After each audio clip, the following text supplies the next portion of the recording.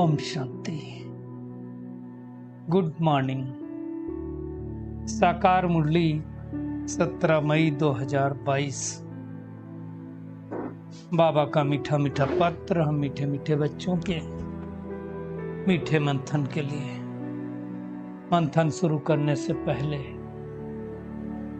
पवित्रता के सागर शिव बाबा की पवित्र किरणों के नीचे बैठ जाते हैं और अनुभव करते हैं, मैं पवित्र स्वरूप आत्मा हूं। आज मीठे बाबा ने कहा, मीठे बच्चे, आधा कल्प तुमने जिस्मानी यात्रा की। जिस्मानी यात्रा किसको कहा जाता है? जो एक स्थान से दूसरे स्थान पर शरीर के द्वारा जाया जाता है, उसको जिस्मानी यात्रा कहा जाता है। बाबा कहते हैं रूहानी यात्रा करो। रूहानी यात्रा किसको कहा जाता है? रूह यानी आत्मा। आत्मा के दो फैकल्टी, मन और बुद्धि। तो मन और बुद्धि के द्वारा जो यात्रा की जाए उसको रूहानी यात्रा कहा जाता है। इसमें शरीर को जाने की जरूरत नहीं, शरीर एक ही जगह बैठा होगा, लेकिन मन बुद्धि जाएगा। यह सबसे सहज यात्रा होती है। इसलिए बाबा कहते हैं घर बैठे बाप की याद में रहना, ये वंडरफुल यात्रा है। घर में बैठे बैठे कर सकते हैं ना, बाकी तो बैठे बैठे नहीं हो सकती।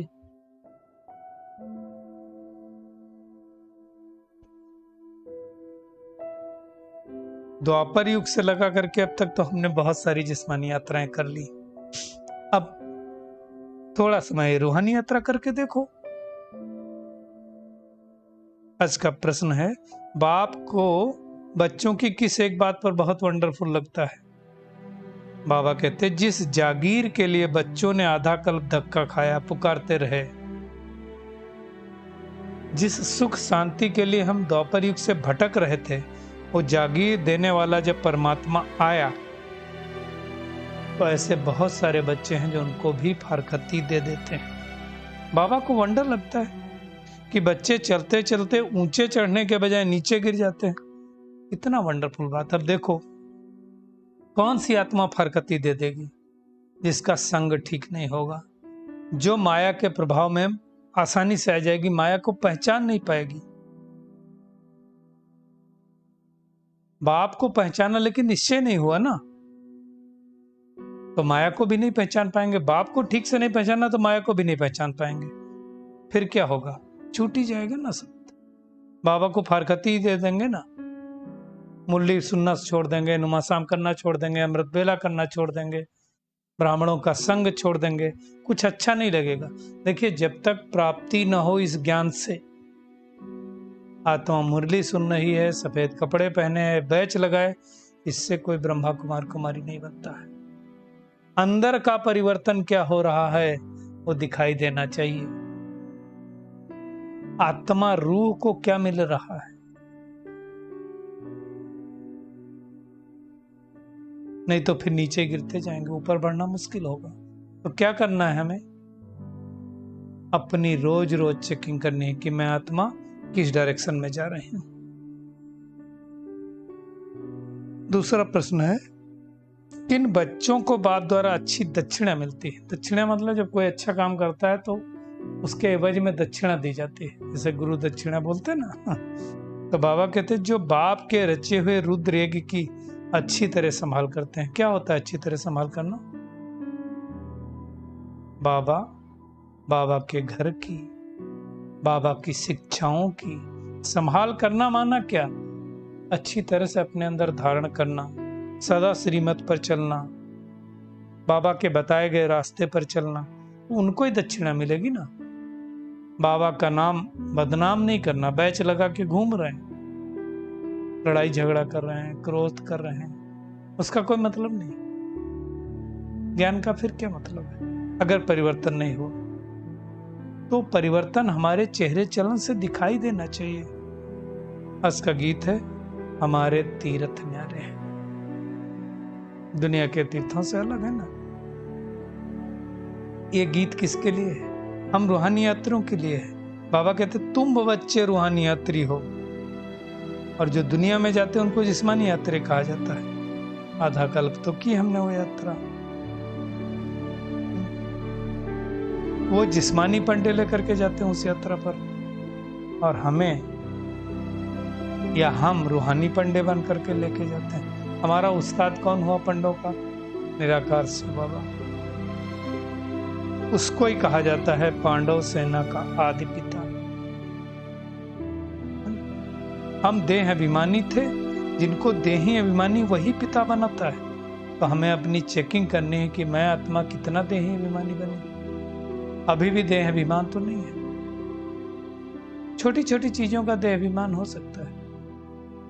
अपनी बात मनवाने का भी देह अभिमान हो सकता है।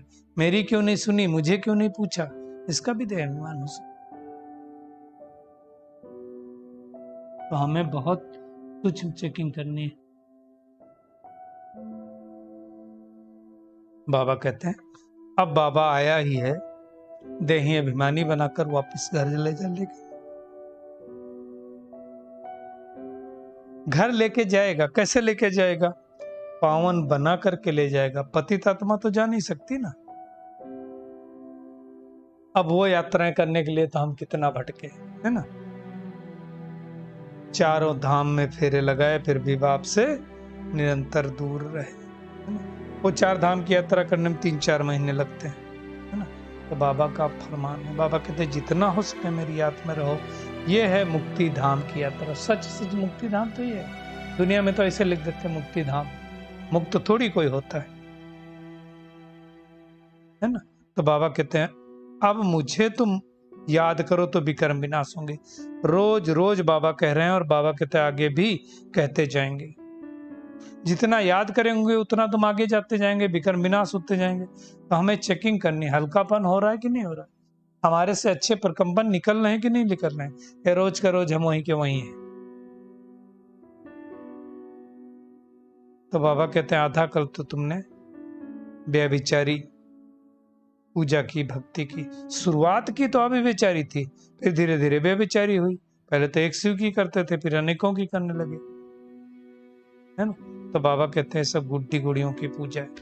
भगवान को भी कुत्ता बिल्ली जाने कहां कहां बोल दिया सर्वव्यापी कहकर, और सबकी पूजा भी करने लगे। बाबा कहते हैं तो है ही भ्रष्टाचारी दुनिया। सतयुग त्रेता में तो कुछ भ्रष्टाचार होता नहीं, मंदिर भी नहीं होते। लेकिन ये सब बातें कब समझ में आती हैं? जब परमात्मा इस सृष्टि पर आते हैं। इसलिए गायन है आत्मा परमात्मा अलग रहे बहुकाल, सुंदर मेला कर दिया जब सदगुरु को मिला दलाल। ये समझने की बात है ना। बाबा कहते हैं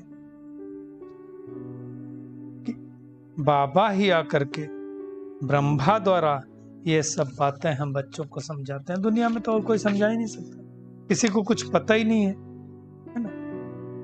ब्रह्मा द्वारा हम बच्चों को अडॉप्ट करते हैं। हमने 84 जन्म पूरे किए हैं, अब पिछाड़ी में इस पुरुषोत्तम कल्याणकारी संगम युग पर आए हैं। तो अब इस संगम युग का क्या करना चाहिए? एक एक सेकंड बाबा कहते कीमती है, इसको व्यर्थ जाया नहीं करना है।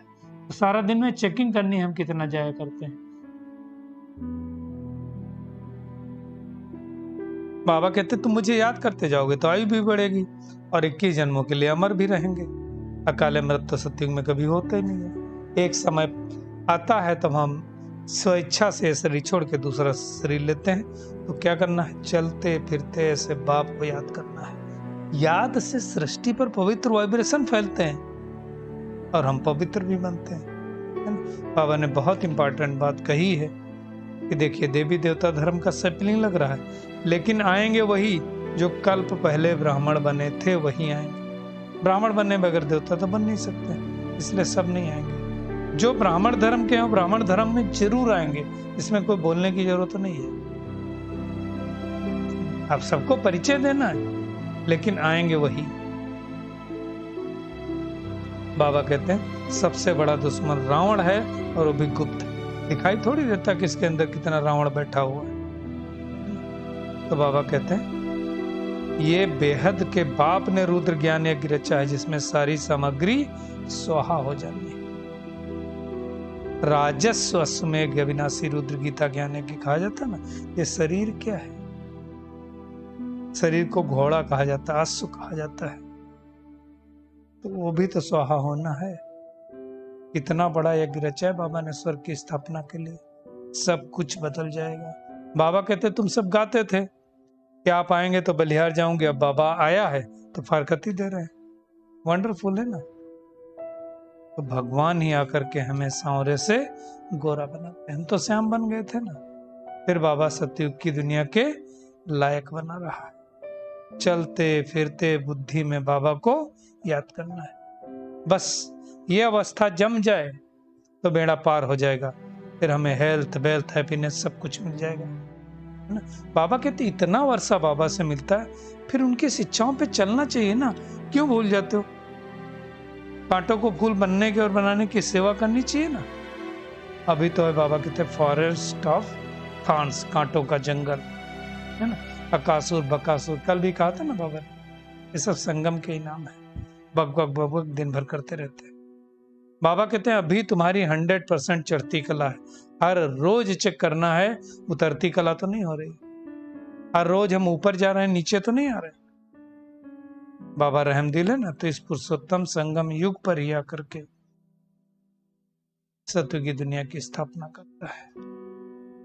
तो हमें उनकी मत पर ही चलना है। बस बाबा ने कहा अभी खूने ना हक खेल होना है, ना हेक बिना वजह आफतें आएगी।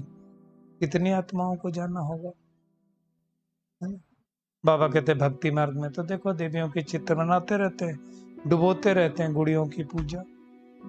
अब हम जो ज्ञान में चल रहे हैं, हम तो गुड़ियों की पूजा नहीं कर रहे। जिनको निश्चय होगा गुड़ियों की पूजा नहीं करेंगे।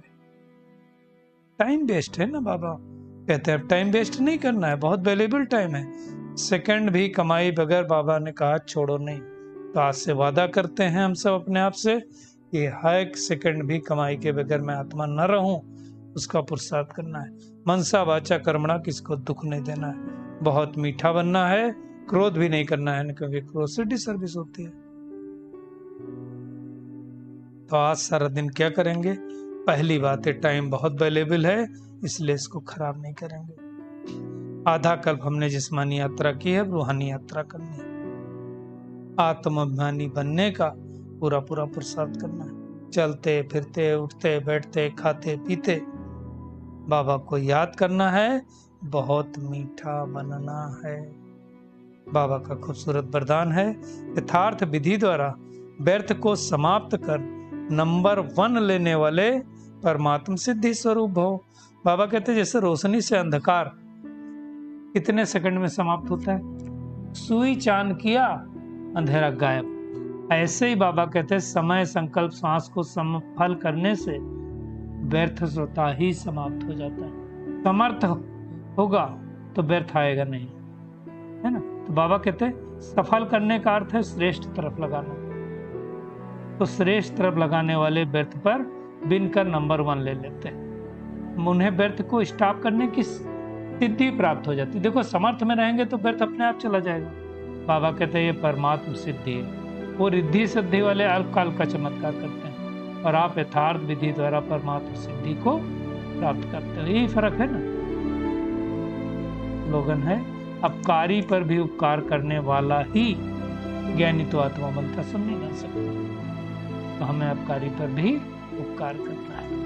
चलिए परमात्मा किरणों के नीचे बैठ सकते हैं और अनुभव करते हैं मैं बहुत शक्तिशाली आत्मा हूँ, परमात्मा की हर श्रीमत का पालन करने वाली, उनके बतलाए गए रास्ते पर चलने वाली फोटो में कोई आत्मा हूँ।